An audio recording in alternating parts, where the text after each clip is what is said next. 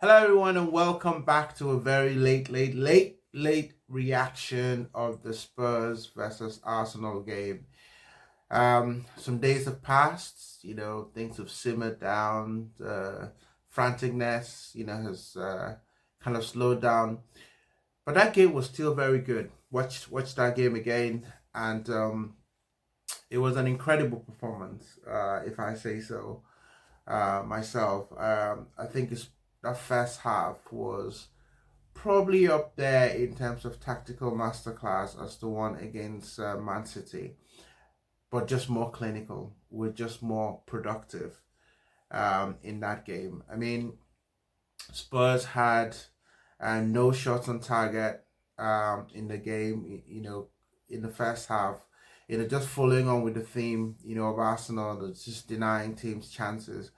We had four shots, and out of those, we had three goals. I mean, granted, one of those was um, from a corner, but I mean, we absolutely were efficient, very efficient. I mean, let's look at the lineup. I think that's the lineup that a lot of Arsenal fans would have wanted to see. Um, Maybe not with Havertz, in the starting lineup a couple of weeks ago, but I think we've talked about that.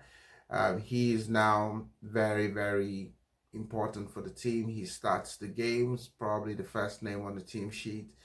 Probably argue between him and Saka who gets on that team sheet first, but I think with the way Arteta has played the last couple of games, you would think that Havertz is very, very much there.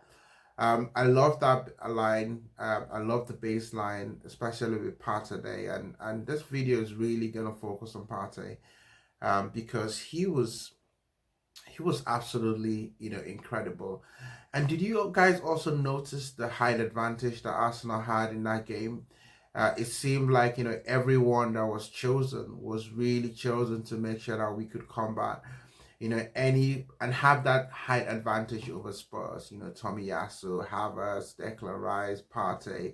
These are all players. That certainly make sure that we had that height advantage, especially in the box against Spurs. Now, I mean, there were some individual displays, in that game. I think, Partey is one that I really want to call on. Just positioned at the base of that midfield. Partey was nothing short of exceptional. I'm just looking at my notes just so I don't forget. His presence in that field alongside Saliba was and Ben White, because he drifted into those positions a lot of times, and he was always there to provide another option. When we're building from the back, and the consequence of that is that Odegaard could stay further forward, between the mid and the final third of the pitch, so that he can actually do his most damage there. And so Partey's ability to pass the ball, is really, really great. And I think, you really see that, and he did that in that Man City game, the first game at the Emirates. It was his pass to Tomiyasu that a knockdown, for Martinelli to score the goal. And he almost had a similar one, in this game, although, Odegaard was slightly offside. But that pass, to Odegaard, in that final third, Odegaard cut that ball down really, really well, passing it to Havertz, and Havertz scored, but it was offside. Just shows you the range that Partey have. And I think that's the difference between him and Jorginho. While Jorginho has got experience, he's got that really tactical discipline. Partey is just a much better footballer, I think. He's a more rounded athlete. He can tackle. He's good with the ball back to the goal. He can move through players. His passing range is also very, very good as well. So he has to take a lot of credit, in this game. And he had the most passes, of all the Arsenal midfielders. So, a lot of things were going through, Partey in this game. On the subject of standout players, can I just talk a little bit about Kai Havertz in this game? Kai Havertz was, there's something that I'm beginning to notice about Kai Havertz. I'm going to call it the stutter step. And he did this against Brighton, for the goal that he scored. And if we just take a look at that goal that he scored, that wasn't really a fluke. That header that he made, and I'll show you why that wasn't a fluke. You watch, Havertz here, he's, sitting, at the far post, and, he does the stutter step, and next thing he's gone, and he's ghosting through the players, to hit the ball and get into the back of the net.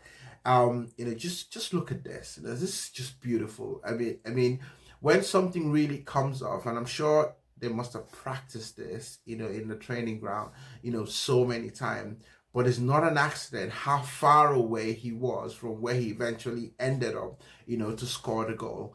And maybe this is why, Arteta, really loves, Harvard, because I think tactically, he plays that forward position really, really well, knowing where to go.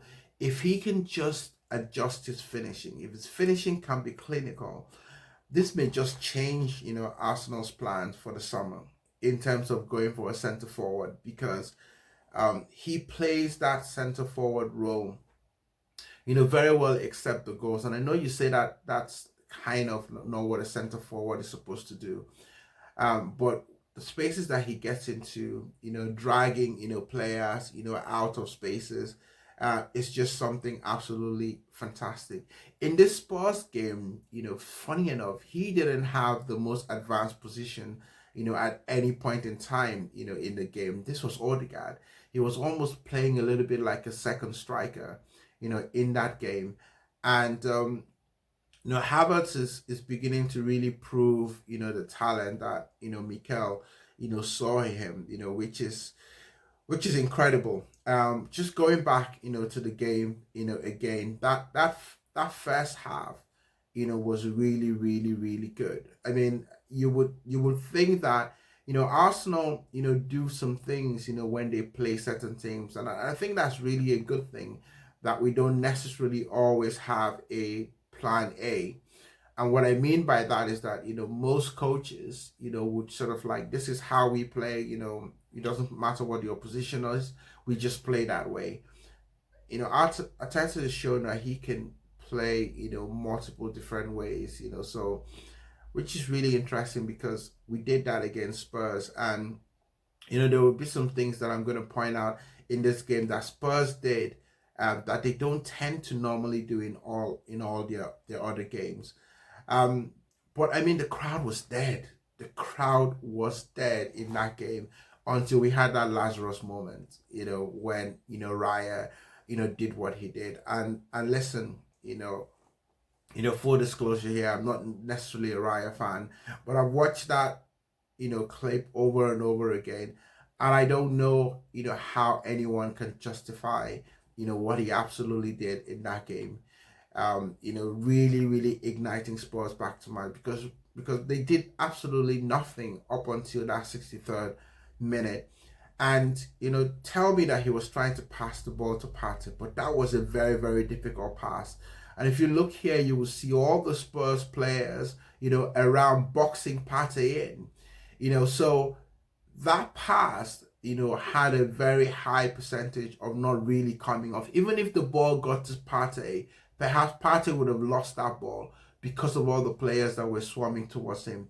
So, I mean, I don't know what he was trying to do, but I mean, that was really, really poor. And I think I can only put that as a, lack of concentration, or maybe just being too arrogant, just feeling too comfortable in the game, take your pick, but for me, it was just, something that we really, really, really shouldn't have done. What else do I want to point out, from that game? Odegaard was great. Spurs, made some changes in that second half, and I think, the coming on of Richarlison, and Basuma, I think, change, the way that Spurs midfield, were actually, working. And now you had a player who could actually help the build up, and Spurs were you really using the left hand side, of Arsenal and their right hand side to build a lot of their attacks. So Kulusevski, was, involved in a lot of the good things that Spurs did. And when Bissouma came in, you had a player who can also run with the ball, but also was also good with his passing as well. And what they did was get Sarr very, very close to Odegaard, so that Sarr was always constantly in Odegaard's, vicinity, making sure that he was less, effective as he was in the first half. And really, I don't know why, Bissouma did not start the game. He's a really, really good player. He's good on the ball, so I just don't know what the coach was thinking. But he really should have started that game. Spurs, went in terms of possession. This is probably the game that they had the most possession in. This was Arsenal second game with the lowest possession. You can guess which one was the first. It was the game against Man City. But Spurs had more crosses in this game than any other game that they've played, except the one that they played against Manchester United. They had 34 crosses, in this game, 17 in the first half, 17 in the second half.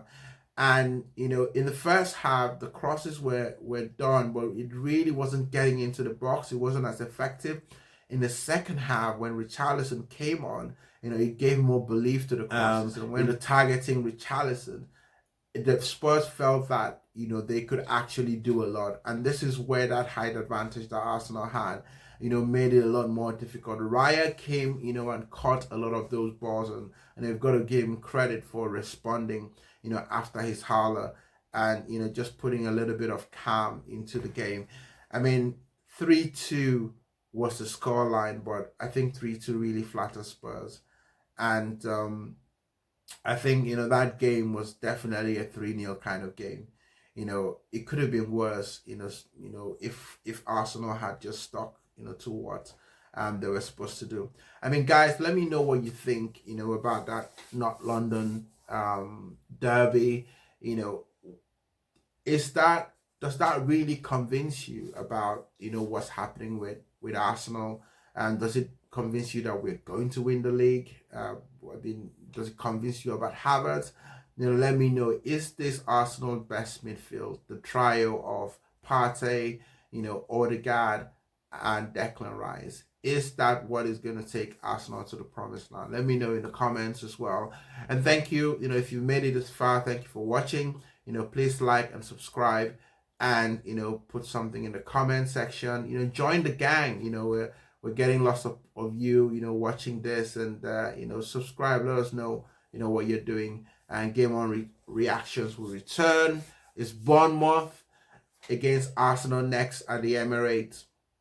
That game should be a tough one, because Bournemouth has had a lot of wins this year. I think if you look at the winning records right now, they're high up there. Certainly in the top 4 teams that have won the most, since the start of the year. So this is going to be a very, very difficult game for Arsenal. But we're playing at home. I think Bournemouth have got some injury. I don't think Semenya is going to be able to play in this game. But, you cannot, blink on Solanke. I think he's someone that can cause a lot of damage. Kluivert is playing very well right now. He's popped in with a few goals as well. So this, has the making, of, Arsenal versus Aston Villa. And I think Arsenal have to take their chances against Bournemouth, because Bournemouth will have chances and they will take it. So, we need to learn from what happened against the Villa game, and we need to make sure that we put our chances in, because I think that Bournemouth is going to set up very similar to how Villa set up, against Arsenal at the Emirates. So, let's put that pressure on. We play first 12:30, on Saturday, and then Man City play later on in the week. We just have to keep that pressure going on. All right, guys, that's all from me. Let me know what you think. As usual, like and subscribe to the channel, and I'll see you in the next video.